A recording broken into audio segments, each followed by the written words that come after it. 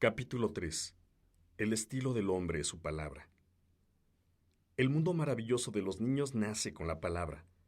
La madre con su amor y ternura se lo va descubriendo.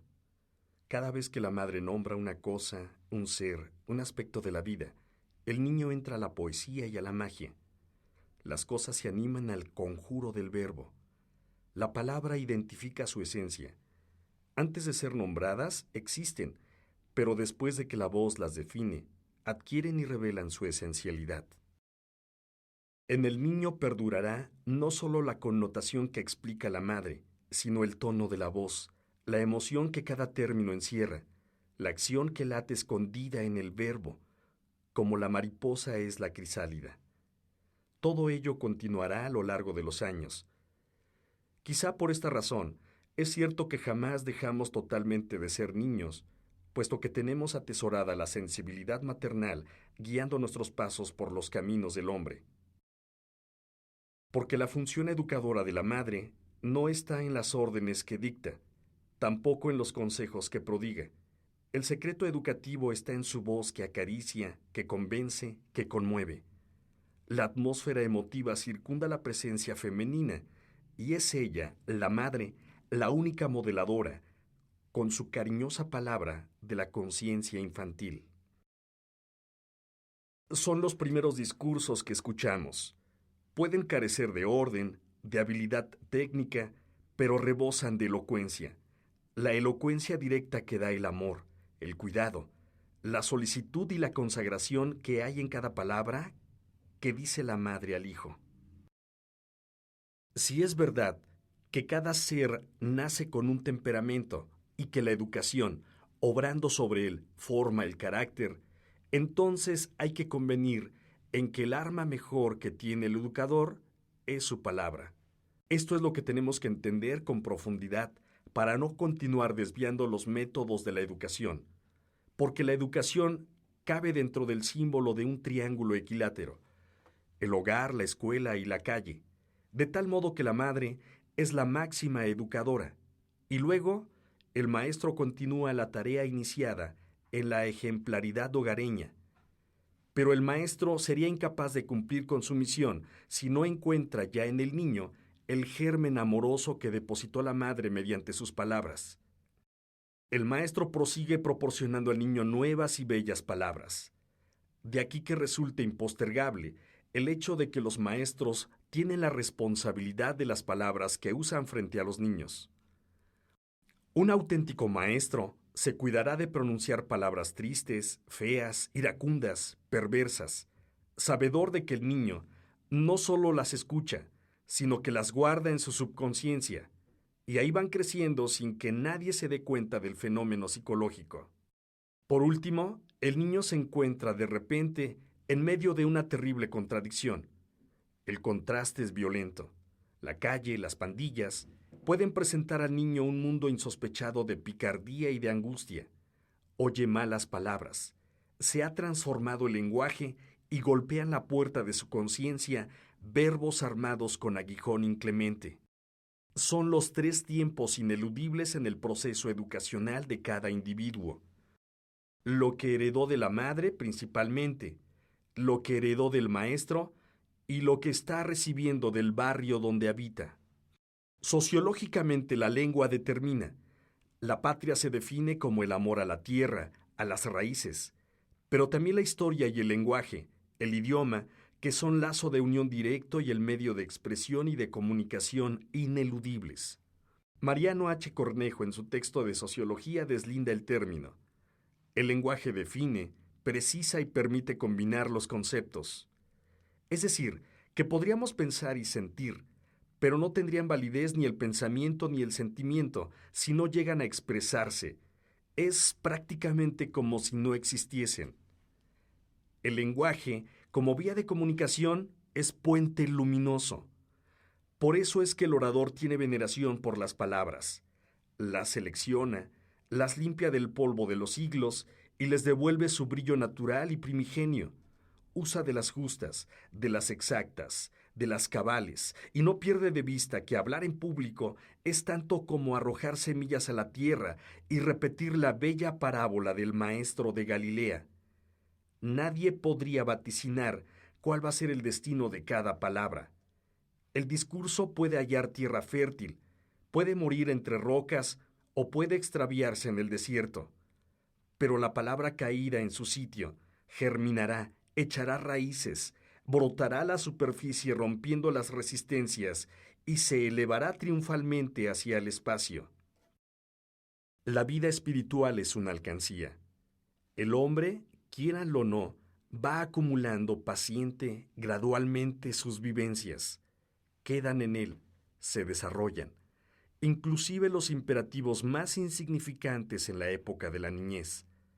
Ahora sabemos que se esconden entre los pliegues de la subconsciencia y que ahí, dinámicamente, persisten en un periodo de continua transformación hasta que un estímulo externo los libera y brotan tumultuosamente manejando la conducta del individuo. Por eso aseveramos que la vida espiritual es una alcancía. Las horas, los días, los meses y los años depositan sus monedas, atesoran pensamientos, emociones, experiencias y paisajes. Las palabras desempeñan un oficio de escultor, modelan el retrato del personaje. Crecemos a golpes de palabras como el mármol al golpe del cincel. Alberto Hidalgo, uno de los grandes poetas de América, señaló en su obra, Tratado de Poética, la diferencia entre la palabra exteriorizada y la palabra interna. Dice, ¿cómo podría negarse que hay una palabra interior anterior a la palabra hablada? Ella, por lo demás, ha sido presentida por los más grandes filósofos, aunque el honor de haberla estudiado a fondo y descrito en sus detalles, más minuciosos, mejor que otros lo hicieron, pertenece a Víctor Heger, el más importante de cuyos libros se llama La palabra interior, precisamente.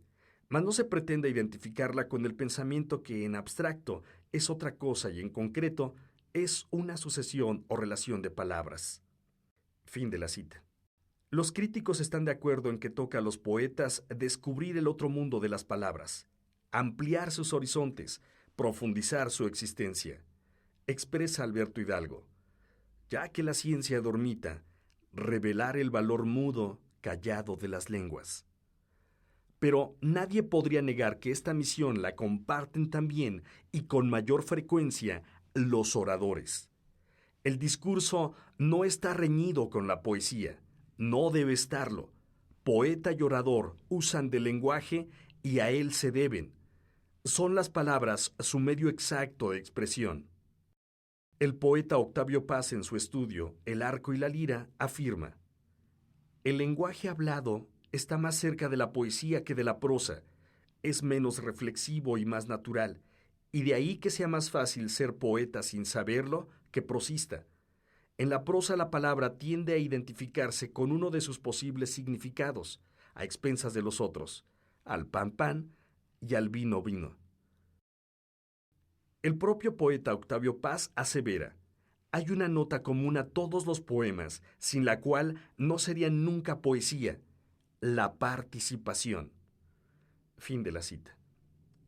Esta es la participación directa que se establece mediante el verbo, sobre todo en los discursos, porque el discurso no finaliza cuando el orador da las gracias y se retira de la tribuna. Entonces es, precisamente, cuando se inicia la germinación secreta, misteriosa, mágica de las palabras que el orador ha lanzado al viento con actitud de siembra y que han sido recogidas por los oyentes. Hay que esperar a que el tiempo las madure y a que salga vibrante la cosecha del discurso. La palabra verdadera, como en el Salmo, da su fruto a tiempo y su hoja no cae.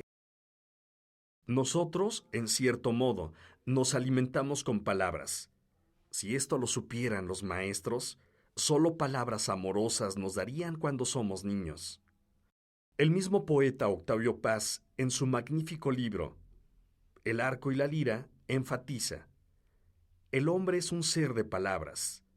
Y a continuación nos dice: la palabra es el hombre mismo.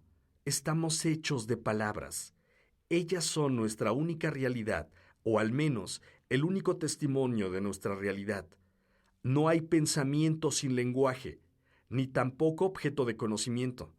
Lo primero que hace el hombre frente a una realidad desconocida es nombrarla, bautizarla. Fin de la cita. Ciertamente, el hombre es él y las palabras. Dependerá de qué palabras escucha cuando su infancia para determinar cuál podrá ser su conducta. La historia se hace con palabras. Las grandes revoluciones, ¿qué han sido verdaderamente, sino palabras levantadas en armas? Todo acto de rebeldía es una rebeldía contra palabras ya gastadas, que han servido para justificar a los dictadores, a los enemigos de la libertad. Las palabras sagradas, las palabras solemnes, las palabras de orden y de obediencia, la torre de Babel de las palabras inútiles que esclavizan y justifican la esclavitud como fenómeno natural. No hace bien Hamlet cuando murmura con cierto aire despectivo, palabras, palabras, palabras, porque el mundo del hombre no es una sucesión de burbujas, sino de palabras vigentes que lo mueven, lo determinan, lo sitúan en el combate. Relata la anécdota que el genial Juan Montalvo, el autor de los 7 tratados, había escrito y pronunciado discursos en contra del tirano Rosas, y cuando éste murió, el genial prosista pudo exclamar con regocijo: «Yo maté al tirano con mis palabras». Y seguramente que alguien conocerá el panfleto de Alberto Hidalgo contra el dictador Sánchez Cerro, incluido en su obra Diario de mi sentimiento. Es el panfleto más feroz que yo haya leído. Un alarde de adjetivos denigrantes, de sustantivos como puñales, de verbos como bombas. El final era lógico, previsto ya por el poeta. Un estudiante que traía en su bolsa el folleto lo asesinó a balazos. El mismo Alberto Hidalgo, en el prólogo a su panfleto Odas en contra, que apenas son conocidas porque esta obra circuló en edición casi familiar y clandestinamente, nos dice: así como los soldados en los combates de cuerpo a cuerpo ensartan a los enemigos en sus bayonetas, yo atravieso de lado a lado a los canallas de este siglo con la lanza de mis metáforas. Los revoloteo un instante en el aire y luego los arrojo, lejos de mí, al piso resignado, que apenas quiere soportarlos. Fin de la cita. No obstante de que el lobo anda suelto por las calles, el orador no incita a la violencia, no desconoce que el odio no engendra nada, que solo el amor es fecundo, y que el iracundo no alivia los pesares del hombre, su hermano, sino que lo empuja a una carrera de sangre que no tiene límites. El orador, porque es hombre de bien, enamorado de la belleza, del ritmo, no puede aconsejar actos salvajes en que la fiera se desate y emerja a la superficie, ya que su sensibilidad estética, su estructura cultural, su innato respeto a sí mismo, le impedirá ser hijo de la ira, según la expresión del poeta Dámaso Alonso. El orador no es hijo del resentimiento, es más alta su misión, más hermoso su destino. Sembrar en el corazón del hombre palabras buenas, bellas, amorosas, y que perdure la esperanza de que algún día florecerá la mutación de los valores y aparecerá un hombre nuevo con el corazón luminoso. Dámaso Alonso dice en uno de sus poemas: no, no, no, no, dime alacrán necrófago, cadáver que se me está pudriendo encima desde hace 45 años, hiena crepuscular, fétida hidra de 65,000 cabezas. ¿Por qué siempre me muestras una sola cara? Hace 45 años que te odio, que te escupo, que te maldigo. ¿A quién odio? ¿A quién escupo? Y no puede uno odiar, ni escupir, ni maldecir, porque entonces el orador se confundiría con los bárbaros, con los salvajes, con los criminales, y tendría que ser más bárbaro, más salvaje y más criminal, para que sus palabras condujeran a los oyentes hacia el castigo de los malvados. Qué pobre y qué solo se sentirá el varón que se escupe y se maldice. ¿A qué profundos abismos habrá descendido? Afortunadamente, este poeta, Damaso Alonso, concluye este poema con una canción. Dulce, dulce amor mío, incógnito hace 45 años ya que te amo.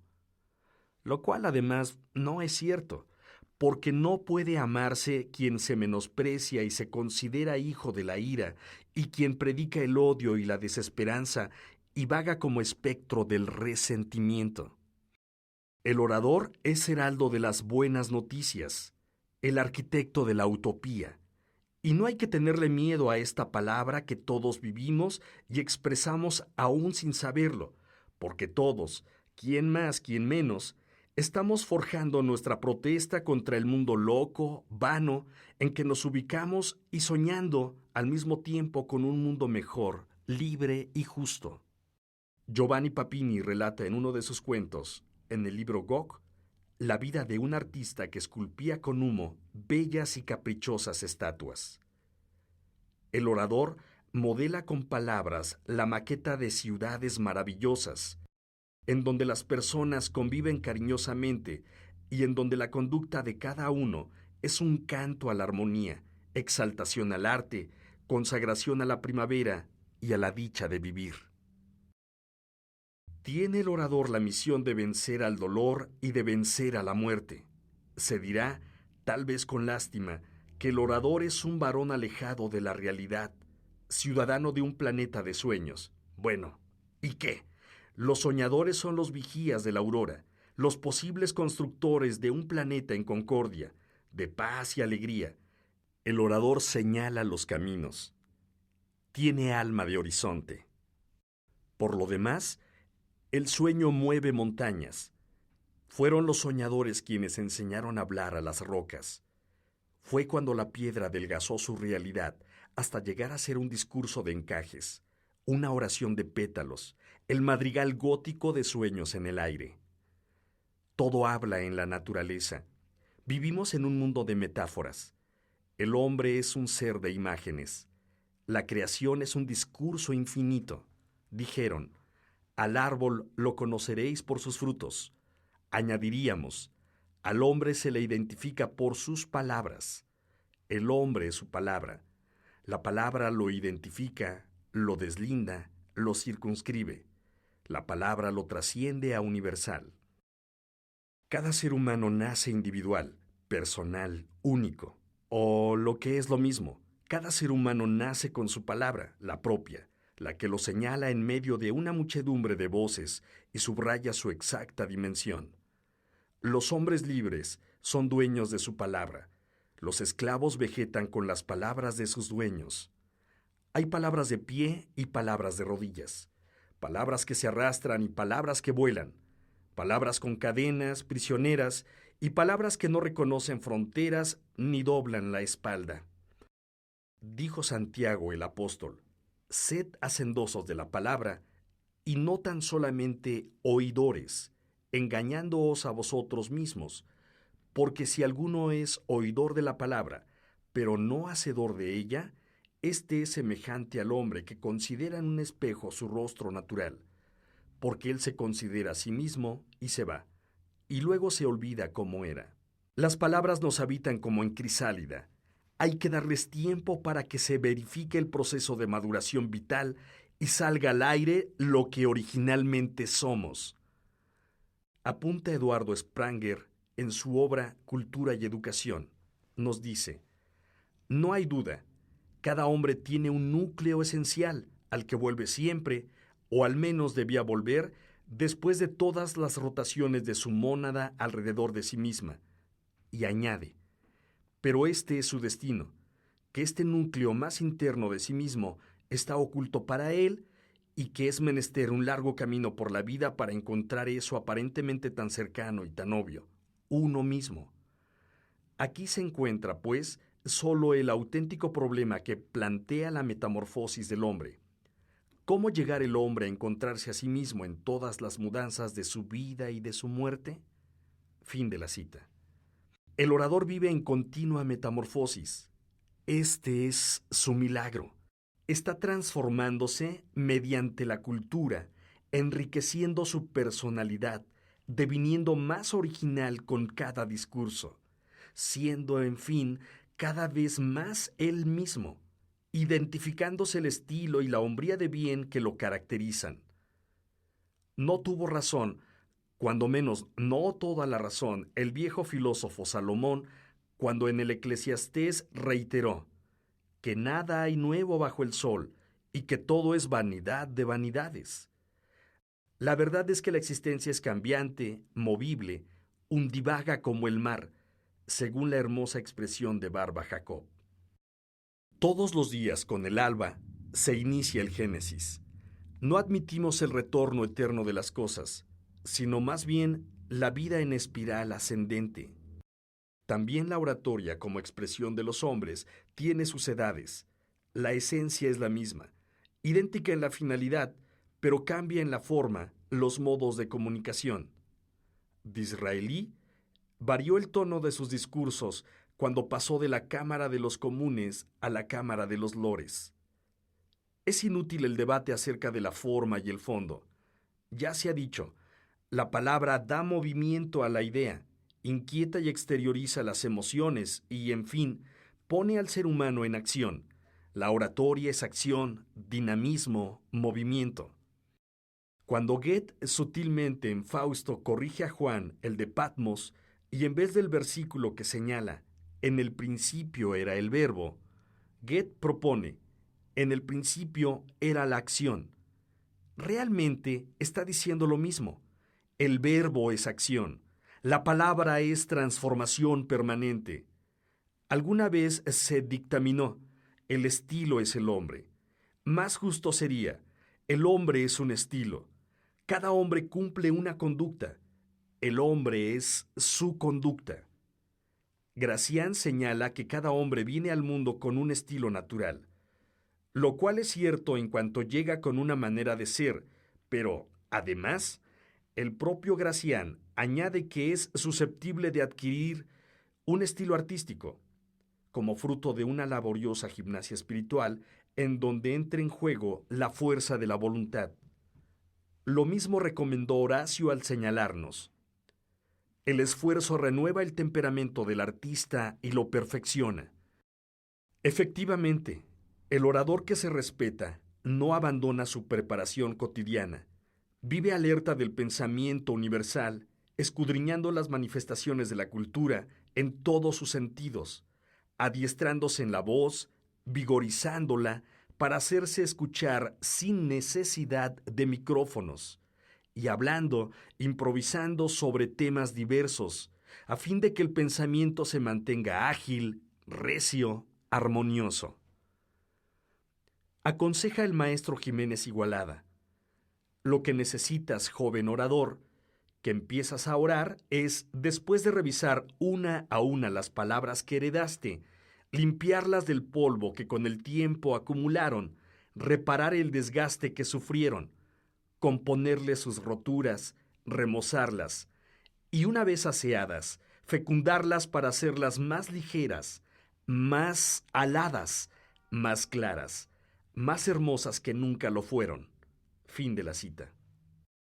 El orador, como el poeta, como el maestro, como cualquier artesano que se estime bien, ha de pasar las noches de claro en claro y los días de turbio en turbio, puliendo su alma, sacándole brillo a su palabra.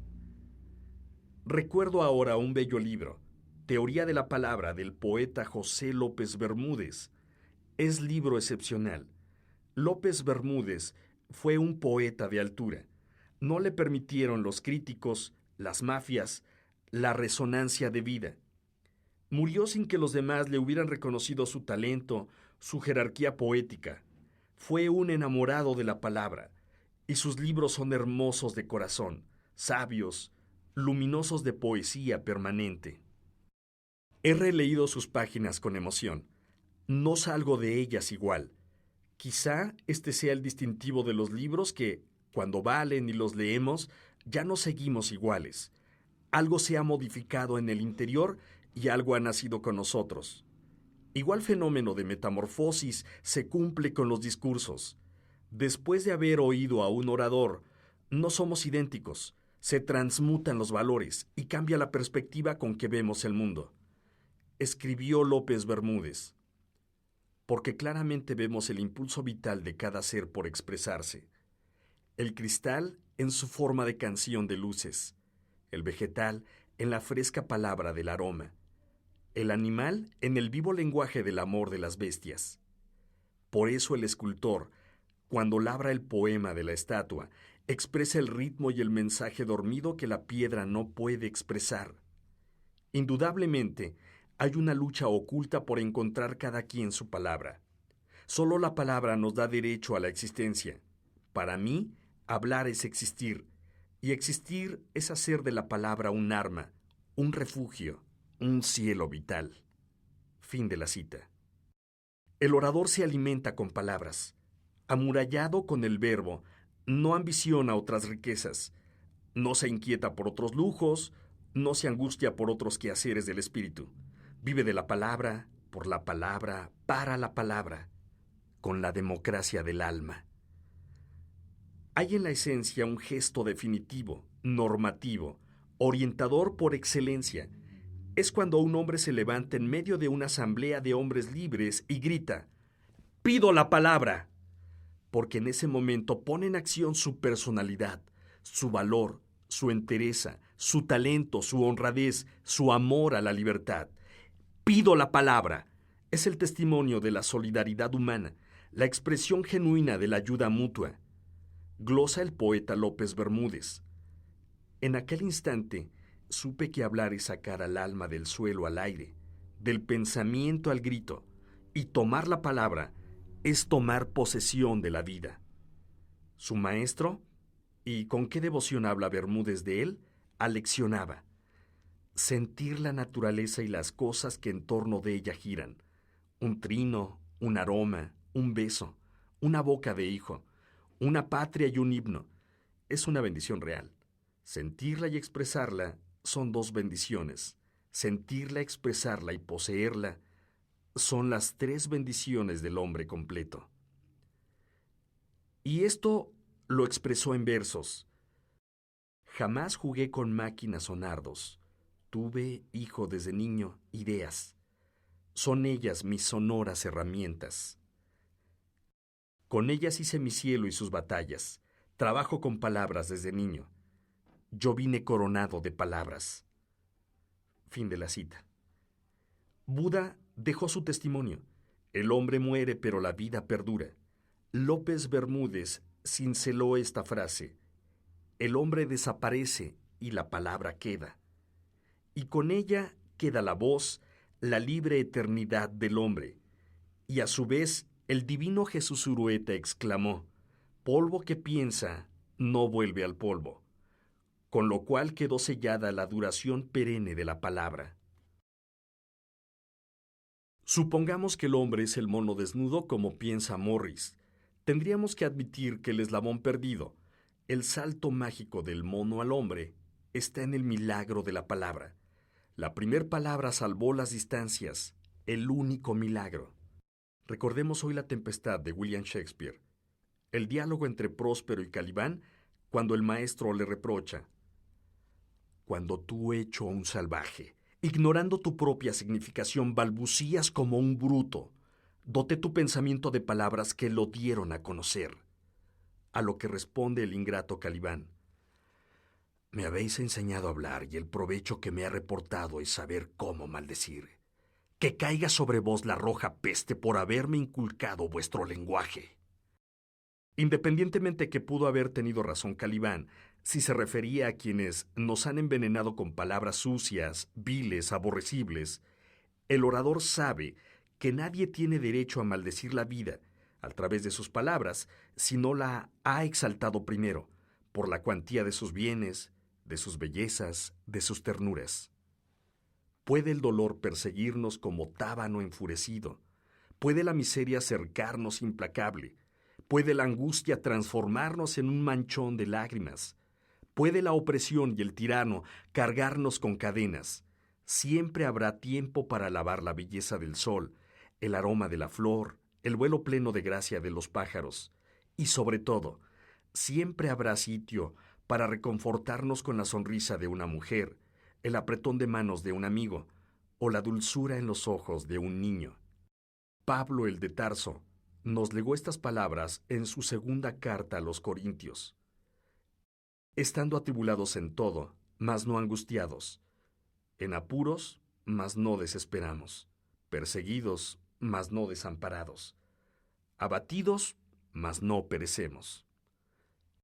Yo digo en mi canto a la vida, hay en el pecho un río de frutales que da su sombra a tiempo a los viajeros, lunas de amor para la mano abierta. Hay en el pecho un río de miradas que todo ven azul, azul de ensueño, que descubren bondades en las rocas. Hay en el pecho un río de palabras que dan los buenos días, buenas noches. No dicen compañero, sino hermano, porque la vida es buena. Están las flores, los pájaros, las fuentes, las auroras, el vientre de los surcos con canciones. Ciertamente, la vida es bella, vale la pena vivirla.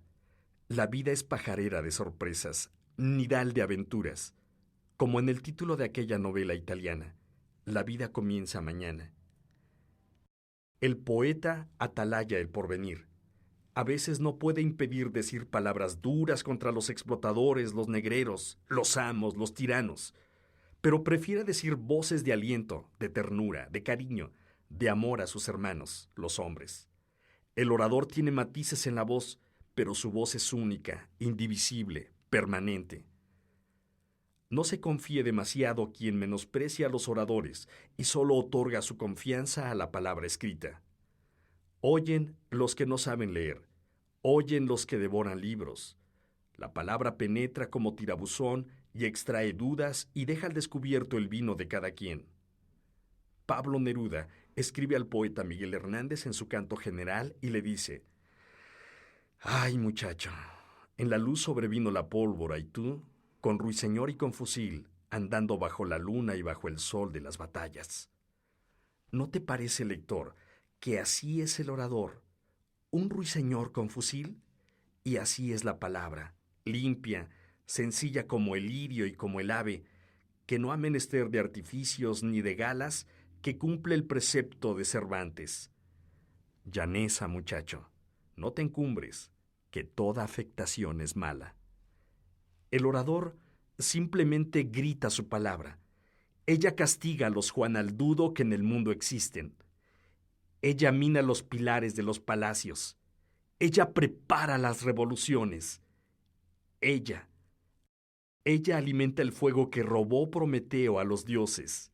Ella, la palabra, es el fuego mismo.